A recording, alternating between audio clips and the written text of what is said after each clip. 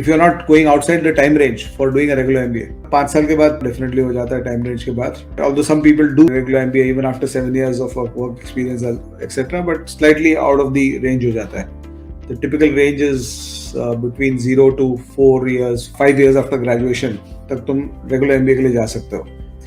तो अगर downside सिर्फ इतना है कि मैं अगले साल same college जाऊंगा, तो then it's not really a downside because you can use that 1 year to actually do some certification that will help you in your future career once you pass out of B school. You can do that. तो वो downside भी नहीं है because then you are improving your profile before you go into B school. So your job prospects at the B school will be better. Or even if you're working, तो working के साथ क्या होता है कि after you pass out of your B school, there are two kinds of placements that happen. One is the management trainee placement.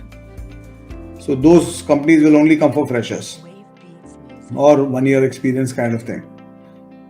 And the other kind of placement is the middle level executive placement, where if you have 3-4 years of experience, you can actually bargain with the company if they want to use your experience. So if I have got, let's say, 3-4 years of experience in the automobile sector and I'm applying to a Maruti, so you can actually bargain with the interviewers to take you 3 levels above the management trainee level. So that will help you a lot if you do that.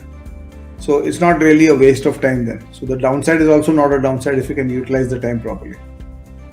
Okay, so this is what should be your decision constraint. And then of course, I typically advise that go through the whole process of admissions, get to a point where you have decided the best possible B school you're getting this year. And then finally take a gut call around March, April this कि तुमको क्या मन कर रहा है जाने का कि नहीं कर रहा है. So that nobody else can tell you कि तुमको मन कर रहा है कि नहीं.